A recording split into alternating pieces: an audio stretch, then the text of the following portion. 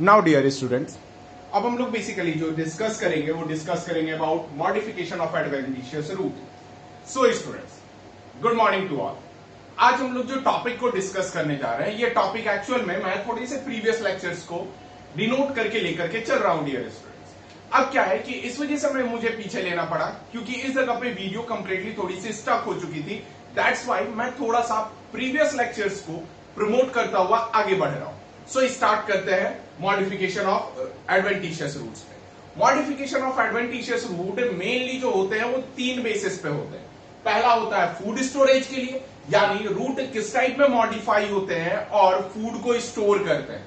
कारण यही फूड इन्हें अनफेवरेबल कंडीशन में, यानी जब समय इनके उपरांत नहीं होता है तब यही फूड मदद करते हैं और फाइनली क्या करते हैं, फूड को इनहेंस करते हैं और जो न्यू डेवलपिंग सीड्स और एरियाज वगैरह होते हैं उसे देते हैं। नाउ स्टूडेंट, बी आता है that is the mechanical support. क्या चीज? मैकेनिकल सपोर्ट पे। और लास्ट आता है that is for vital functions. Vital functions काफी इंपॉर्टेंट है। क्यों?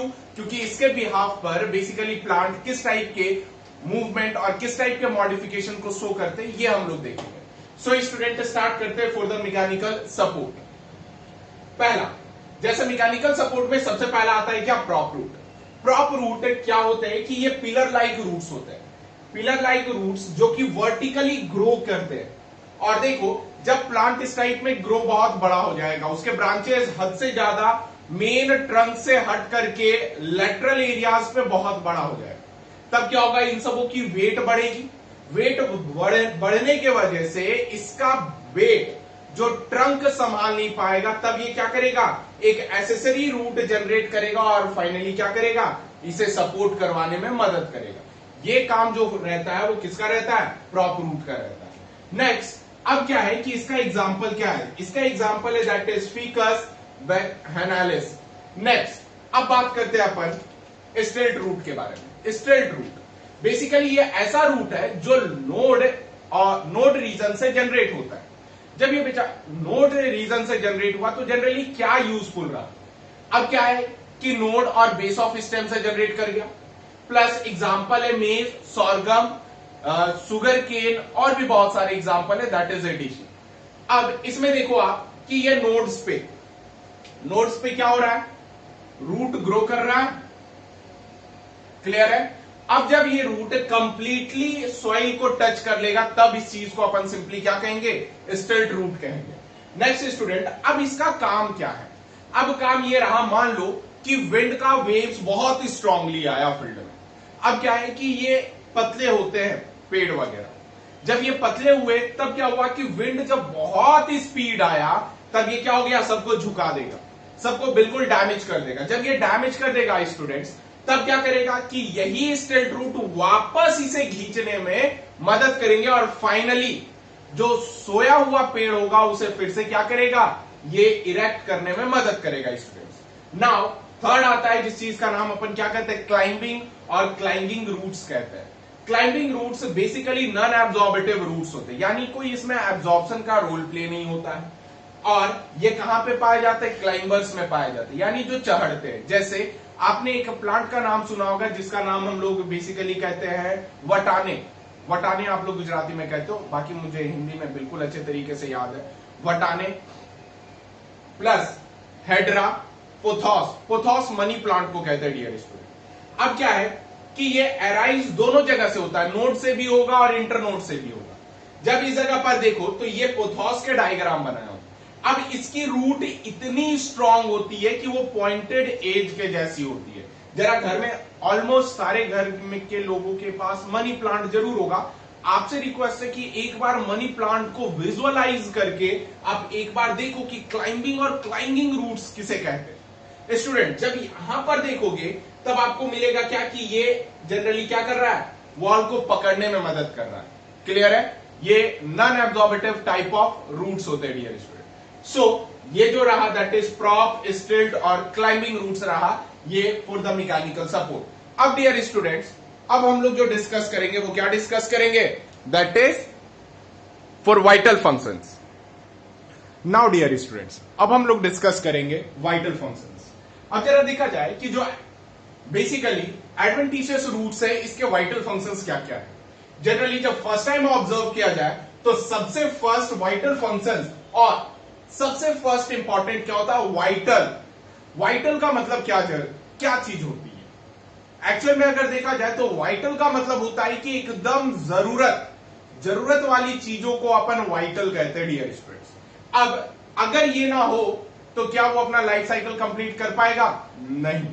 इवन कुछ और टाइप ऑफ क्वेश्चन है कि आखिर ये क्यों इतना इंपॉर्टेंट हो जाते हैं, इसे जब अपन टॉपिक पढ़ेंगे तो इजी तौर पे समझ जाएंगे कि वाइटल का एग्जैक्ट मीनिंग है क्या। स्टूडेंट स्टार्ट करते हैं। फर्स्ट वाइटल फंक्शन है दैट इज ऑस्टोरिया, जिसे अपन सकिंग रूट्स कहते हैं। नाम से ही क्लियर हो रहा है, सकिंग रूट्स मतलब कुछ ऐसा चीज है जिसे सक कर लेना, यानी चूस लेना। क्लियर। अब देखो कि they are the parasitic absorb, parasitic होता है मतलब सक कर रहा है तो दूसरे स्पीसीज पर डेवलप रहेगा। जब दूसरे स्पीसीज पर डिपेंडेंट रहेगा तो वो स्पीसीज का सारा कुछ क्या करेगा, ये अपने अंदर सक करेगा, तो क्या कहलाएगा, पैरासिटिक कहलाएगा। आई थिंक परोपजीवी ही कहते हैं शायद। नेक्स्ट, ये क्या कर रहा है, जब सक करेगा तो जितने भी दूसरे वाले प्लांट्स हैं उसके पास जो भी नरिशमेंट रहेगा वो क्या कर लेगा, अपने अंदर ले लेगा, यानी absorb nourishment from host plant. यानी जिस प्लांट पे रह रहा होगा अगर उसी का मिनरल वाटर को एब्जॉर्ब कर रहा होगा तो कहीं ना कहीं ये बात है कि वो क्या कर रहा है, उससे नरिशमेंट खींच रहा है। एग्जाम्पल है कस्क्यूटा। कस्क्यूटा जिसे आई थिंक कस्क्यूटा, अमरबेल, ये शायद एक ही फैमिली पे है। आप बहुत बार देखे होंगे ट्रेन से गुजरते हुए या फिर रास्तों में जाते हुए कि प्लांट है और उसके ऊपर से येलो कलर का पूरा रिबन लाइक स्ट्रक्चर पूरे प्लांट पर फैला हुआ रहता है। वो एक्चुअल में बेटा कुछ इस टाइप का होता है जिसे कस्क्यूटा कहते हैं। क्लियर है। ये देखो आप स्टेम पे कैसे सांप की तरह लिपटा हुआ है।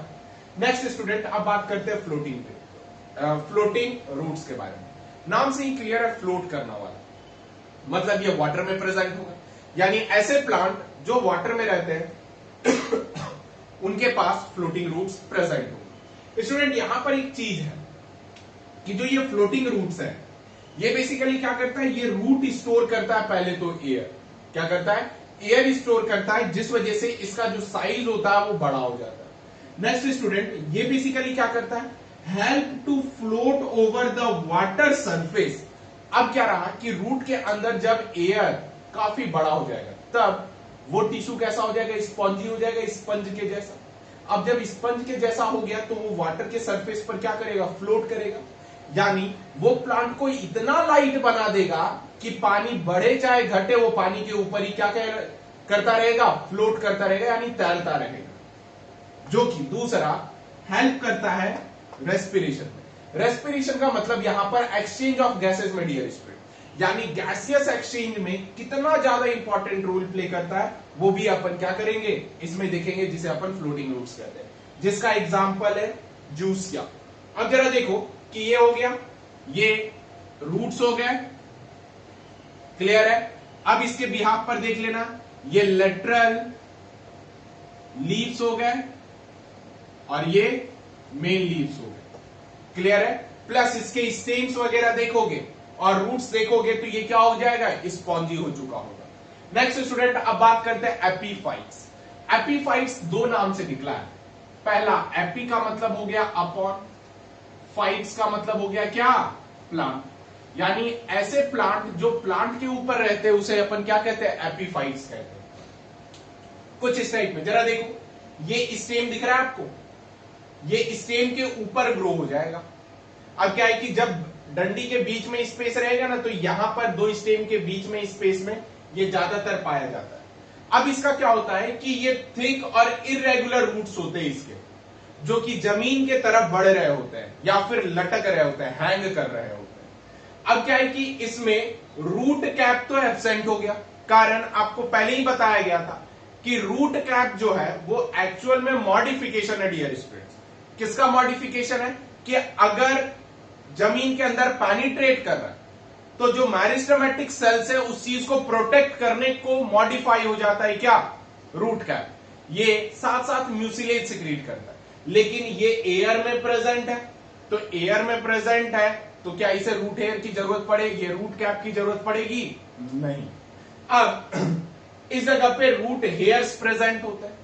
रूट हेयर बिल्कुल सही समझ रहे हो, सरफेस एरिया इंक्रीज करना ताकि एब्जॉर्प्शन को अपन क्या कर सके, रैपिड तरीके से इंक्रीज करवा सके। डियर स्टूडेंट, अब जब देखोगे तो इसके रूट हेयर्स में स्पॉन्जी टिश्यूज डेवलप कर जाते हैं और ये स्पॉन्जी टिश्यू इरेगुलर होते हैं और इसी चीज का नाम होता है वेलामेंट टिश्यू।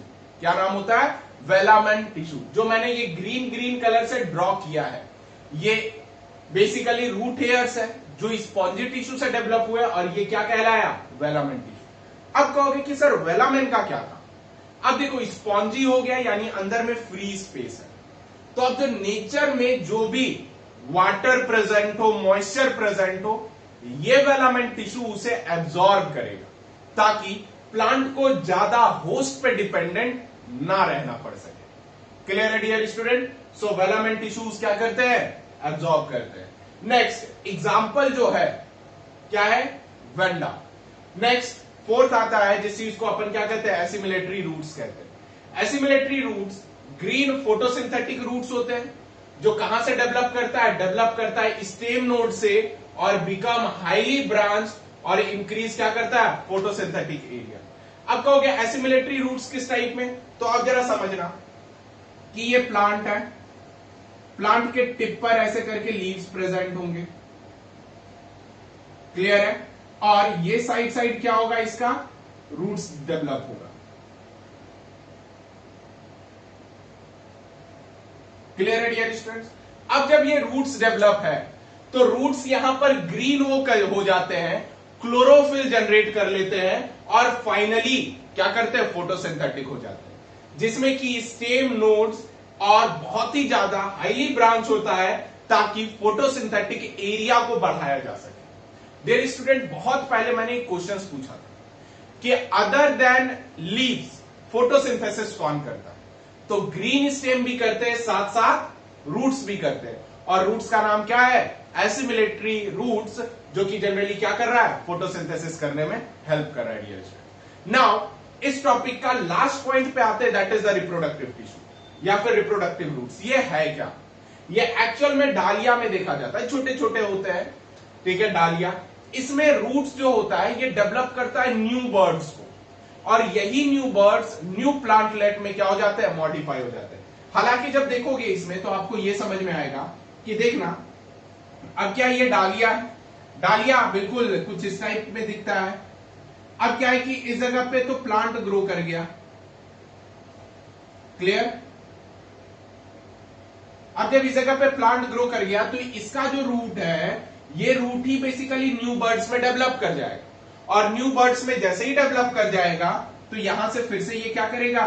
एक न्यू प्लांट को जनरेट कर देगा डियर स्टूडेंट। ये डालिया का एग्जांपल है, क्लियर है? होप सो ये जितने भी वाइटल फंक्शंस है, ये वाइटल फंक्शंस आपको बहुत अच्छे तरीके से क्लियर हुआ।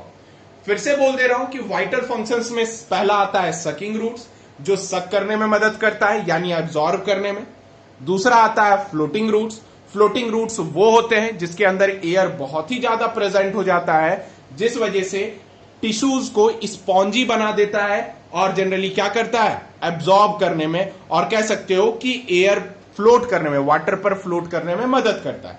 एपिफाइटिक रूट्स, क्लियर है? यानी ये ऐसे प्लांट में प्रेजेंट होगा जो दूसरे प्लांट पर जीवित रहना पसंद करते हैं, जिसका एग्जाम्पल है वेंडा। और इसी एपिफाइट में एक स्पॉन्जी टिश्यूज जो कि रूट हेयर का मॉडिफिकेशन होता है, जिसका नाम क्या होता है? वेलामेन। और यही वेलामेन बेसिकली क्या करता है? एब्जॉर्ब करता है वाटर, कहां से? एटमॉस्फेयर से डियर स्टूडेंट्स। नाउ अब बात करते हैं एसिमिलेटरी रूट्स के बारे में। यहां पर हम लोग देखते हैं कि आखिर रूट्स बेसिकली मॉडिफाई हो जाता है, और मॉडिफाई इतने बेहतरीन तरीके से होता है डियर स्टूडेंट कि वो फोटोसिंथेसिस करने लगता है और अल्टीमेटली फोटोसिंथेसिस का सरफेस एरिया इंक्रीज कर देता है, जिसका एग्जांपल क्या है? ट्रापा। रिप्रोडक्टिव रूट्स, जिसमें रूट्स न्यू बर्ड्स को डेवलप करता है और यही न्यू बर्ड्स आगे चल करके प्लांट्स में कन्वर्ट होते हैं, जिसका एग्जांपल है क्या? डालिया। डियर स्टूडेंट्स, ये सारे टॉपिक बहुत ही इंपॉर्टेंट है रूट्स के रिगार्डिंग। अब हम लोग नेक्स्ट क्लास में बहुत सारे और लेक्चर्स को देखेंगे जिसमें हम लोग स्टेम वगैरह के बारे में डिस्कस करेंगे। डियर स्टूडेंट्स, इसमें आपको एक और चीज बताना है कि आखिर कौन से ऐसे प्लांट्स हैं जिसके पास रूट्स प्रेजेंट नहीं होता है। क्या चीज? रूट प्रेजेंट नहीं होता है, पहला क्वेश्चन। दूसरा क्वेश्चन, कुछ ऐसे एक्वेटिक प्लांट को बताना है जिनका रूट बैलेंसिंग के लिए डेवलप होता है और जिनका रूट्स फिक्सेशन के लिए डेवलप होता है। क्लियर है स्टूडेंट? मैं फिर से रिपीट कर दे रहा हूं। पहला आपको ऐसा बताना है जिसमें रूट एब्सेंट होता है फर्स्ट क्वेश्चन में। सेकेंड क्वेश्चन में यह बताना है कि एक्वेटिक प्लांट का रूट जो डेवलप होता है बैलेंसिंग के लिए वो, और तीसरा यह बताना है कि जो रूट बेसिकली फिक्सेशन में मदद करता है उस प्लांट के नाम क्या है। सो स्टूडेंट, आज का वीडियो यहीं तक। मिलते हैं अपने नेक्स्ट वीडियो लेक्चर में जिसमें अपन डिस्कस करेंगे morphology of stem. So student, stay safe, stay healthy, and thank you for watching.